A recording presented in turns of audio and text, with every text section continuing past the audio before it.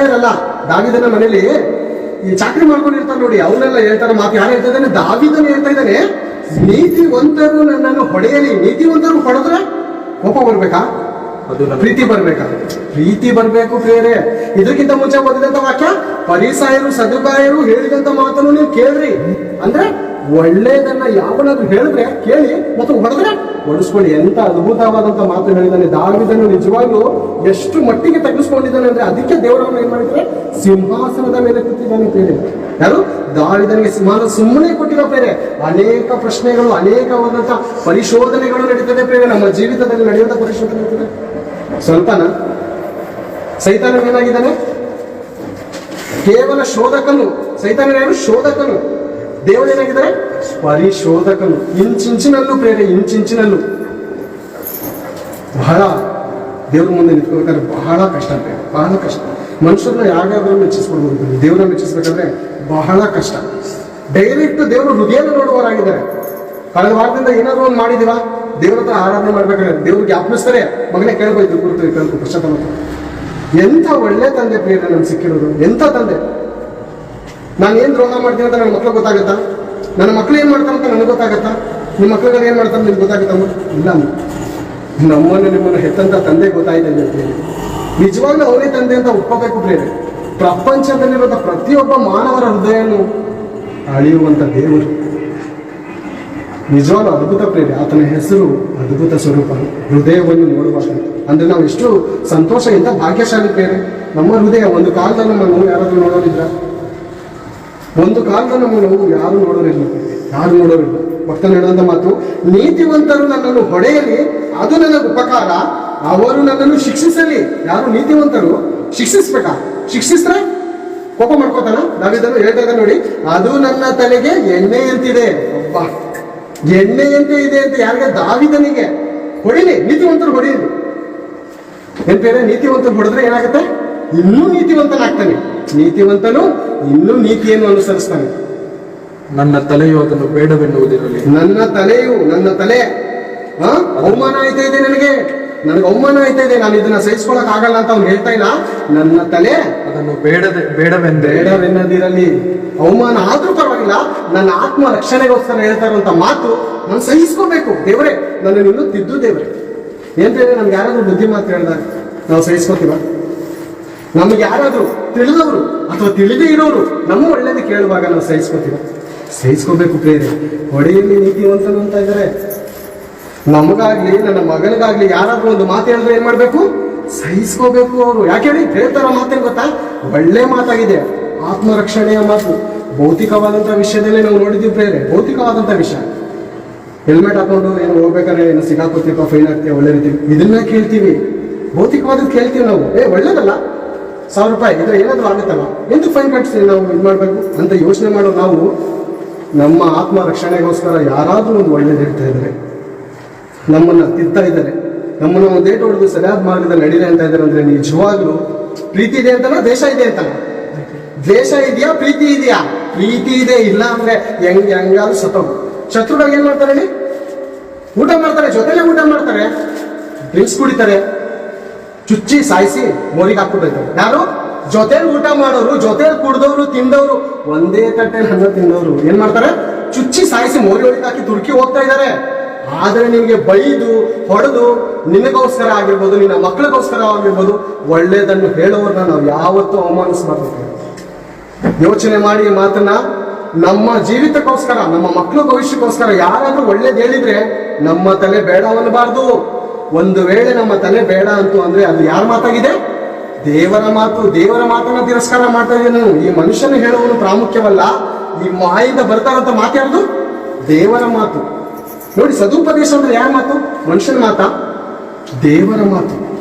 ದೇವರ ಮಾತು ಎಷ್ಟು ಅದ್ಭುತವಾದಂದ್ರೆ ದಾವಿದನು ಹೇಳ್ತಾ ಇದ್ದಾನೆ. ಯಾರಾದ್ರೂ ಹೇಳಿ ನಾತನನ್ನು ನೋಡಿ ಬೇರೆ ಒಂದು ತಪ್ಪು ಮಾಡ್ತಾನೆ ದಾವಿದನು.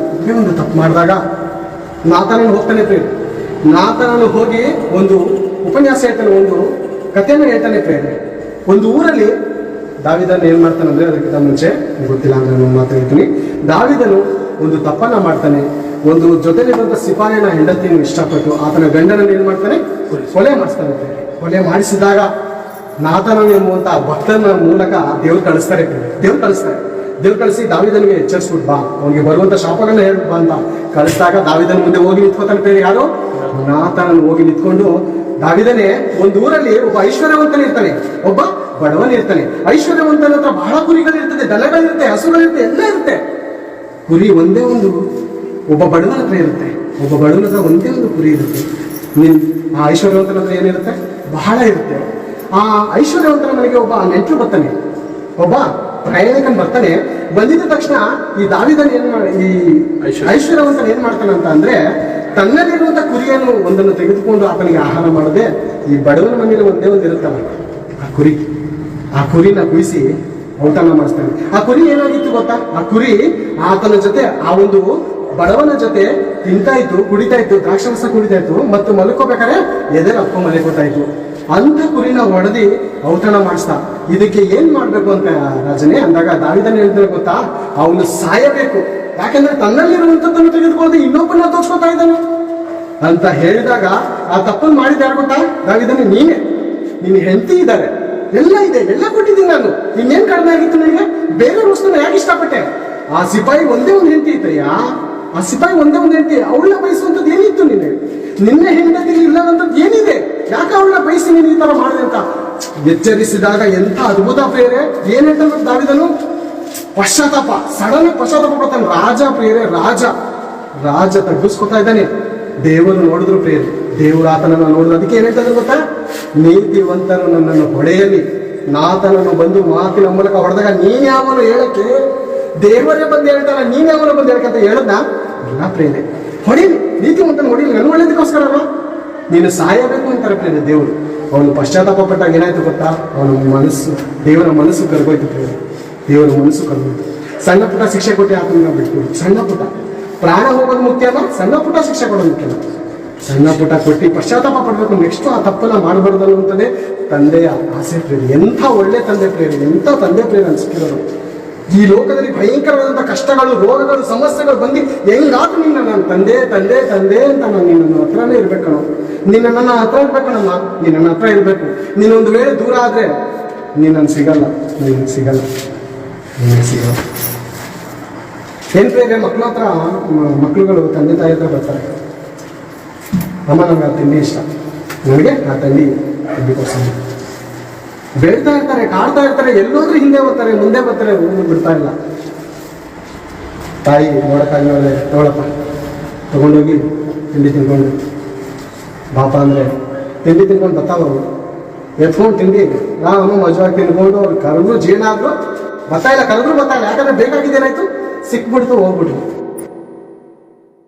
ಲೋಕದ ತಂದೆಗಳಿಗೆ ಮಹಾ ತಂದೆ ಆಗ್ತೈತಿ, ತಾಯಿಗಳಿಗೆ ಮಹಾ ತಾಯಿ ಬಿಡ್ತು. ನೀತಿವಂತನು ನನ್ನನ್ನು ಹೊಡೆಯಲಿ, ನನ್ನ ಆತ್ಮವನ್ನು ರಕ್ಷಿಸಲಿ. ಏನ್ ಹೇಳ್ತಾರೆ? ಕಳೆದ ವಾರ ನಾವು ವಚನ ನೋಡ್ತಾ ಬೆತ್ತವನ್ನು ಹಿಡೆ ಶಿಕ್ಷಿಸು, ಅವನ ಆತ್ಮವನ್ನು ಕಾಯಿ. ಶರೀರ ಹೋಗ್ಲಿ ಬಿಡಪ್ಪ, ಹೋಗ್ಲಿ ಬಿಡು. ಶರೀರ ಬದುಕಿಸುವಂಥದ್ದು ಆತ್ಮವೇ. ಮಾಂಸವು ಯಾವುದಕ್ಕೂ ಬರೋದಿಲ್ಲ. ಈ ಮಾಂಸಕ್ಕೆ ಹುಳ ಬೀಳುತ್ತೆ, ಬೆಂಕಿ ಸುಡುತ್ತೆ, ಸರ್ವನಾಶ ಆಗುತ್ತೆ. ಒಳಗಡೆ ಇರುವಂತ ಪರಮಾತ್ಮನ ಆತ್ಮ, ಆ ದೇವ್ರ ಹತ್ರ ಹೋಗ್ಬೇಕಂದ್ರೆ ಏನ್ ಮಾಡ್ಬೇಕು? ಬೆತ್ತದಿಂದ ಹೊಡೆ, ಅವನ ಆತ್ಮವನ್ನು ಕಾಯಿ. ಒಬ್ಬ ತಂದೆ ಒಬ್ಬ ತಾಯಿ ಮಗನನ್ನ ಹೊಡಿತಾನೆ ಅಂತಂದ್ರೆ ಏಂತಕ್ಕೆ? ದ್ವೇಷ ಇರೋದಕ್ಕ? ಆತ್ಮವನ್ನು ಕಾಪಾಡೋದಕ್ಕೆ. ಏನ್ ಹೇಳಿ? ನಿನ್ನ ವಯಸ್ಸಿನವರು ಭಯಂಕರವಾದ ರೀತಿಯಲ್ಲಿ ಸರ್ವನಾಶ ಆಯ್ತಾ ಇದ್ದಾರೆ. ನಾನು ನೋಡ್ತಾ ಇದ್ದೀನಿ, ಅದಕ್ಕೋಸ್ಕರ ನಾನು ಹೊಡಿತೀನಿ ಅಂತ ಈ ಭೌತಿಕವಾದ ತಂದೆ ತಾಯಿಗಳು ಏನ್ ಮಾಡ್ತಾರೆ? ಮಕ್ಕಳನ್ನು ಕುರಿತು ಜಾಗ್ರತೆ. ಮತ್ತೆ ದೇವರು ನಮ್ಮನ್ನು ಎಷ್ಟು ಜಾಗ್ರತೆಯಿಂದ ನೋಡಿಕೊಳ್ಳುವವರಾಗಿದ್ದಾರೆ. ಜ್ಞಾನೋಕ್ತಿಗಳು 4:4.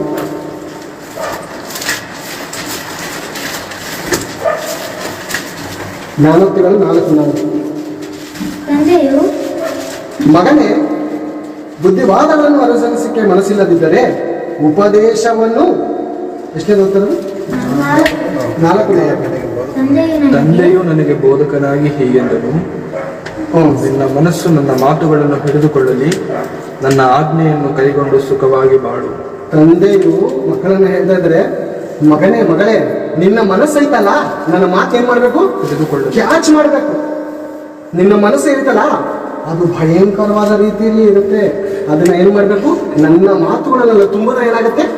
ಈ ಕೆಟ್ಟದೆಲ್ಲ ಹೋಗುತ್ತೆ ಕಣ್ರಿ, ಕೆಟ್ಟದೆಲ್ಲ ಹೋಗುತ್ತೆ, ಅಜ್ಞಾನ ಹೋಗುತ್ತೆ, ಅವಿಧೇಯತೆ ಹೋಗುತ್ತೆ, ಎಲ್ಲ ಹೋಗುತ್ತೆ.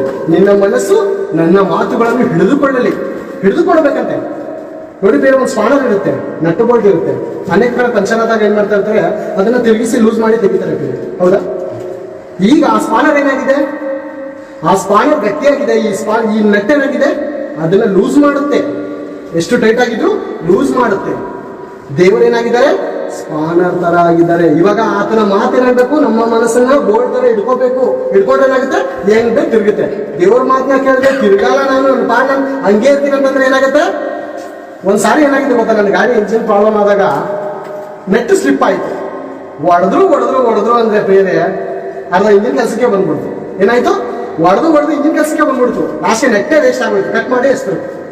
ಏನಾಯ್ತು ಹೇಳಿ, ದೇವರ ಮಾತಿಗೆ ತಕ್ಕನಾಗಿ ತಿರುಗಿದ್ರೆ ಹೊರಗಡೆ ಬರ್ತೀಯಾ, ನಿನಗೊಂದು ಇನ್ನೊಂದು ಜೀವನ ಸಿಗುತ್ತೆ, ತಿರ್ಗಾಲ ಆಗಿ ಬಿಟ್ಟು ಮಾಡ್ತಾರೆ. ಮಾತನ್ನ ಕೇಳಿಲ್ವಾ, ನಿನ್ನ ಮನಸ್ಸು ನನ್ನ ಮಾತನ್ನ ಕೇಳಿಲ್ವಾ, ಸ್ಲಿಪ್ ಆಯ್ತೀಯಾ? ದೇವ್ರ ಮಾತನ್ನ ಬಿಟ್ಟು ಸ್ಲಿಪ್ ಆಯ್ತಾ, ದೇವ್ರ ಮಾತಿಗೆ ತಿರ್ಗಲ್ವಾ?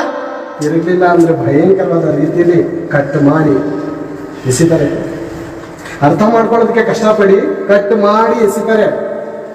ಅರ್ಥ ಮಾಡ್ಕೊಳ್ಳೋದಕ್ಕೆ ಕಷ್ಟಪಡಿ, ಮಾತುಗಳನ್ನ ಇಷ್ಟಪಡಿ, ನಮ್ಮ ಆತ್ಮವನ್ನು ರಕ್ಷಿಸ್ಕೊಂಡು ಆ ಪರಮಾತ್ಮನ ಬಳಿಗೆ ಹೋಗ್ಬೇಕಂದ್ರೆ ಏನ್ ಮಾಡ್ಬೇಕು, ದೇವರ ಮಾತು ನಮ್ಮ ಮನಸ್ಸಲ್ಲಿ ಹಿಡಿದುಕೋಬೇಕಂತೆ. ಆತನ ಮಾತು ಏನಾಗಿದೆ, ನಮ್ಗೆ ದಾರಿಗೆ ದೀಪ, ಬಾಳಿಗೆ ಬೆಳಕು. ಯಾರು ಪ್ರಪಂಚದಲ್ಲಿ ದೇವರ ಇಂಥ ಅದ್ಭುತವಾದಂಥ ಮಾತುಗಳು, ಸತ್ಯವೇದ ಗ್ರಂಥದಿಂದ ಬಂದಂಥ ಮಾತುಗಳು ಪ್ರಪಂಚದಲ್ಲಿ ಯಾವ್ದಾದ್ರು ಫಿಲಂ ಟಾಕೀಸ್ ನೋಡ್ತೀರ, ಸ್ಕೂಲ್ಗಳಲ್ಲಿ, ಪಾಠಗಳಲ್ಲಿ, ಯೂನಿವರ್ಸಿಟಿಯಲ್ಲಿ ಎಲ್ಲಾದ್ರೂ ಕೇಳಕ್ಕಾಗುತ್ತೆ? ಈ ಮಾತುಗಳನ್ನ ಕೇಳಕ್ಕಾಗುತ್ತಾ? ದೇವರ ಮಾತುಗಳನ್ನು ಕೇಳೋದಕ್ಕೆ ಸಾಧ್ಯನಾ? ಎಷ್ಟು ಸಭೆ ನಡೀತಾ ಇದೆ ಇವತ್ತು ಭಾನುವಾರ ಎಷ್ಟು ಲಕ್ಷ ಜನ ಬೋಧಕರು ವಾಕ್ಯನ ಹೇಳ್ತಾ ಇದ್ದಾರೆ. ಈ ಮಾತುಗಳ ಹೊರತು ಕೆಲವೊಂದು ಇರ್ತದೆ, ತಪ್ಪಾಗಿರುತ್ತೆ, ವ್ಯರ್ಥವಾದದ್ದು ಇರುತ್ತೆ ಮಾತುಗಳು. ಅದು ಬೇಡ ನಮಗೆ. ದೇವರ ಬಾಯಿಂದ ಬಂದಂತ ಮಾತು ಇದು ಇದ್ದಾಗಿ ಹೇಳಿ ಅನೇಕ ಆತ್ಮಗಳನ್ನು ರಕ್ಷಿಸುವಂತ ಮಾತುಗಳು, ನಡವಳಿಕೆಗಳನ್ನು ಸರಿ ಮಾಡುವಂತ ಮಾತುಗಳು ಎಲ್ಲಾದ್ರೂ ಕೇಳೋದಕ್ಕೆ ಸಾಧ್ಯನಾ? ಎಲ್ಲೂ ಸಾಧ್ಯ ಇಲ್ಲ. ದೇವರ ಮಾತು ಇದು. ನಿನ್ನ ತಂದೆ ತಾಯಿನ ಒಳ್ಳೆ ರೀತಿ ನೋಡ್ಕೊಳಪ್ಪ, ನಿನ್ನ ತಂದೆ ತಾಯಿ ನಿನ್ನ ಹೊಡೆದಾಗ ನೀನು ಸನ್ಮಾನಿಸಪ್ಪ, ಯಾವ ಕಾಲೇಜಲ್ಲಿ ಹೇಳಲ್ಲ, ಫಿಲಂ ಟಾಕೀಸಲ್ಲ, ಏನು ಹೇಳಲ್ಲ. ಇನ್ನು ಎಲ್ಲ ಉಲ್ಟಾನೇ ಪ್ರೇರೆ, ಎಲ್ಲ ಉಲ್ಟಾ. ಚಿಕ್ಕ ಗೊಂಬೆ ಆಟ ನೋಡ್ತೀರಾ, ಗೊಂಬೆ ಆಟ ಗನ್ನಲ್ಲಿ ಶೂಟ್ ಮಾಡಿ ಸಾಯಿಸುವಂಥದ್ದು. ಇನ್ನು ಮಕ್ಕಳು ಕಿತ್ತಾಡ್ಬೇಡ್ರಿ ಕಂಡ್ರು, ಸುಮ್ಮನೆ ಇರೋದು ಕೇಳ್ತಾರ. ಗೊಂಬೆ ಕಿತ್ತಾಡ್ತಾರೆ, ನಿಜವಾದ ಮನಸ್ಸು ನಾವೇ ಕಿತ್ತಾಡ್ಬಾರ್ದು. ಏನು ಮನೆಗೆ ಬುದ್ಧಿ ಇದ್ದ? ಗೊಂಬೆ ತೋರಿಸಿದ್ರೆ ನೀವು ಕಿತ್ತಾಡಿ ಸಾಯಿರಿ ಅಂತ, ಸೀರಿಯಲ್ ಎಲ್ಲ ತೋರಿಸ್ತೆ ಪ್ರೀತಿ ಪ್ರೇಮ ಮಾಡಿ ಓಡೋದು ಅಂತ, ಸಿನಿಮಾ ತೋರಿಸ್ತೆ ಕೊಂದಾಡಿ ಸಾಯಿರಿ ಅಂತ. ಇದನ್ನೆಲ್ಲ ತೋರ್ಸಾದ್ಮೇಲೆ ನಾನು ಹೆಂಗಮ್ಮ ಇರ್ಲಿ? ಆಯ್ತಾ ಇಲ್ಲಮ್ಮ ನನ್ನ ಕೈಯಲ್ಲಿ, ನಿನ್ನ ಕೈಯಲ್ಲೇ ಹತೋಟಿಲಿ ಇಟ್ಕೊಳಕ್ ಆಯ್ತಲ್ಲ ನಿನ್ ಶರೀರ, ನೀನೇ ನೋಡ್ತಾ ಇದ್ಯಾ, ನನ್ನನ್ನು ತೋರಿಸ್ತಾ ಇದ್ಯಾ. ಬುದ್ಧಿ ಕಲಿ ಅಂದ್ರೆ ಎಲ್ಲಮ್ಮ ಕಲಿತಾ ಇದ್ದೀನಿ, ಎಲ್ಲಿ ಕಲಿಯಕ್ಕಾಗತ್ತೆ? ನಾಯಿ ಮುಂದೆ ಮಾಂಸ ಹಾಕಿ ತಿನ್ಬೇಡ ಅಂದ್ರೆ ಕೇಳುತ್ತಾ? ಸಿಂಹದ ಮುಂದೆ ನೀನು ಕಾಣಿಸ್ಕೊಂಡು ಅಕ್ಕ ಬರಬೇಡ ಅಂದ್ರೆ ಬಿಡುತ್ತಾ? ಆಗಲ್ಲ ಪ್ರೇಮೆ, ಆಗಲ್ಲ. ದೇವರ ಮಾತು ನಮ್ಮ ಮನಸ್ಸನ್ನು ಏನ್ ಮಾಡ್ಬೇಕು, ಕ್ಯಾಪ್ಚರ್ ಮಾಡ್ಕೋಬೇಕು.